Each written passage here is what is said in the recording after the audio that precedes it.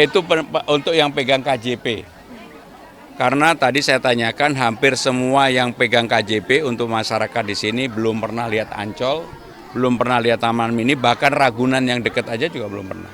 Semakin saya belanja masalah di bawah, persoalan disparitas itu semakin terasa banget. Perbedaan antara masyarakat yang menengah ke atas dan di bawah. Sehingga kembali saya ingin menyampaikan bahwa saya akan lebih banyak untuk di awal pemerintahan kalau saya terpilih untuk menyelesaikan persoalan-persoalan yang ada real di masyarakat.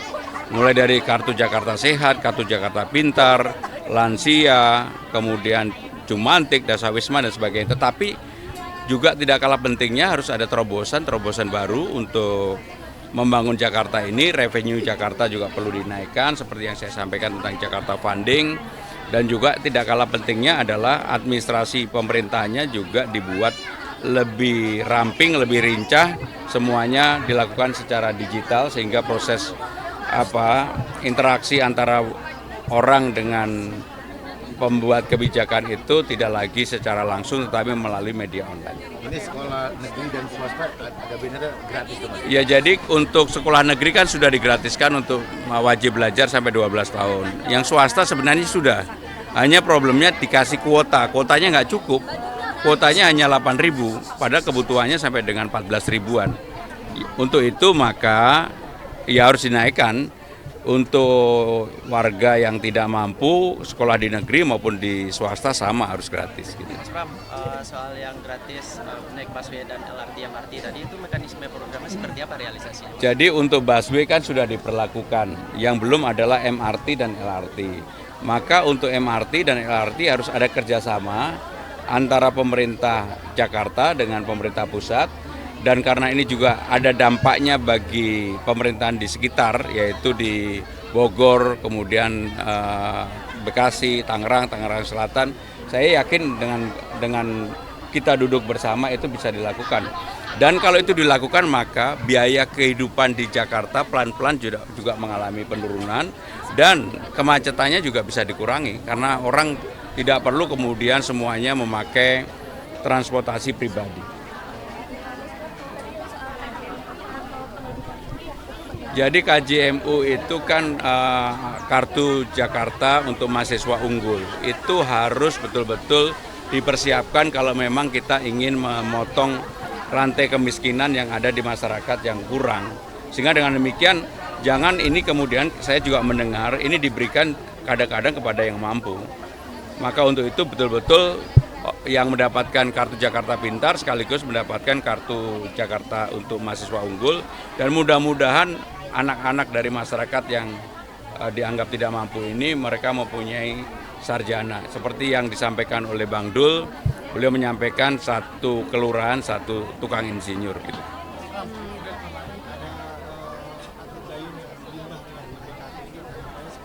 Mohon maaf saya nggak tahu ya. Saya kalau nggak tahu saya nggak mau nanggapin karena saya nggak tahu. Kenapa?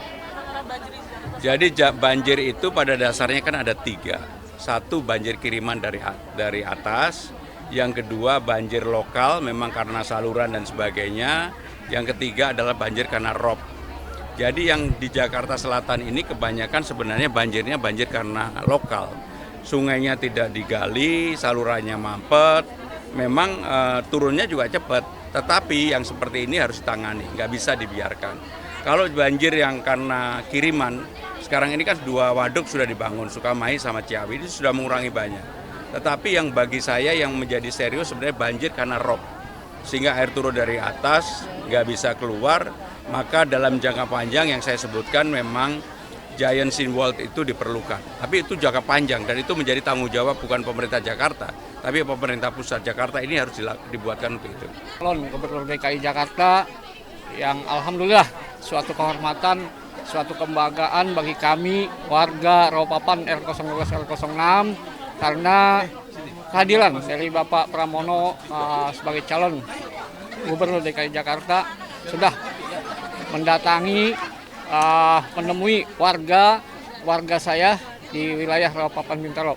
Mudah-mudahan kita doakan semoga Bapak Pramono ini dapat berhasil maju menjadi Gubernur DKI Jakarta di periode ini. Begitu, marilah bersama-sama kita bantu dan kita doakan semoga Bapak Pramono tambah sukses dan mudah-mudahan semua apa-apa yang diniatkan oleh Bapak Pramono semua terkabul. Saya kira itu selaku pengurus RT 012 RT 06 yang dapat kami sampaikan. Kurang lebihnya mohon maaf. Assalamualaikum warahmatullahi wabarakatuh. Waalaikumsalam.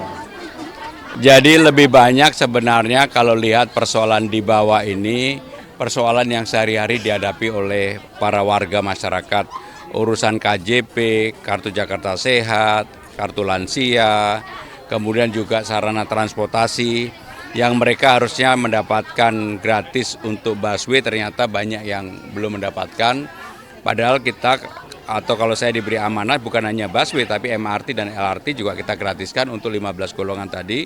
Caranya harus dipermudah. Tadi keluhan yang paling banyak adalah sistem pendataan yang tidak berjalan baik. Orang yang harusnya berhak menerima kartu lansia yang umurnya 70 dan kondisinya memang tidak mampu, tidak menerima. Jadi yang seperti itulah yang harus menjadi tanggung jawab pemerintah, dan itu akan didata kembali, pendataannya secara terbuka, transparan, dan bisa diakses bagi siapapun. Jadi transparansi itu akan menjadi penting, termasuk laporan RT RW yang LPJ-nya harus membuat laporan begitu panjang. Kalau saya ya, langsung kita hilangkan, ganti tanda tangan aja, dan itu bisa secara digital. Tadi disebutkan kalau Ancol MII juga gratis ya Pak? Yaitu untuk yang pegang KJP. Karena tadi saya tanyakan hampir semua yang pegang KJP untuk masyarakat di sini belum pernah lihat Ancol, belum pernah lihat Taman Mini, bahkan Ragunan yang dekat aja juga belum pernah. Maka kita akan fasilitasi untuk bisa mereka menikmati itu. Percuma punya fasilitas yang seperti itu, mereka belum pernah datang. Sekaligus sama pendampingnya dong Mas Pram. Kenapa? Ya harus ada pendampingnya dan orang tuanya lah. Mas Pram, jelang debat tanggal 6 sudah ada persiapan belum sama Bang? Jadi debat kan tanggal 6 jam 7 malam, saya dan Bang Dul sudah mempersiapkan diri. Kenapa kemudian untuk substansi dan materi tentang debat yang untuk tanggal 6 saya juga sedikit-sedikit kan sudah mulai kami sosialisasikan, kami keluarkan. Karena sekali lagi saya tidak akan menawarkan sesuatu yang terlalu tinggi tapi tidak bisa dieksekusi. Saya lebih memilih apa yang bisa dilakukan secara langsung dan manfaatnya itu bisa dirasakan dalam 5 tahun periode kepemimpinan kita. Ya. Ya pastilah, karena apapun kan begini. Saya sudah membaca programnya Mas Anies dan juga programnya Pak Ahok. Apa yang menjadi program Mas Anies dan Pak Ahok relatif tidak terlalu berbeda dengan saya, karena saya ini kan orang lapangan sebenarnya. Selama ini pembuat kebijakan di pemerintah pusat, sehingga saya tahu apa yang harus dilakukan untuk Jakarta. Ya, cukup ya. Mas Pram, bicara soal isu pembubaran diskusi, Mas Pram, itu kan 2 hari belakang marak. Nah, kalau seandainya Mas Pram terpilih jadi gubernur, apakah? Jadi kalau bagi saya terpilih tidak terpilih jadi gubernur, pembubaran diskusi ataupun dalam bentuk apapun sebagai negara demokrasi tidak boleh terjadi.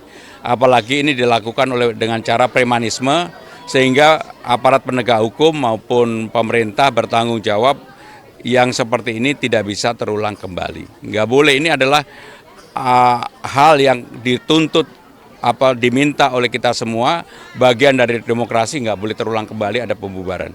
Berbeda pendapat, hal-hal yang wajar aja.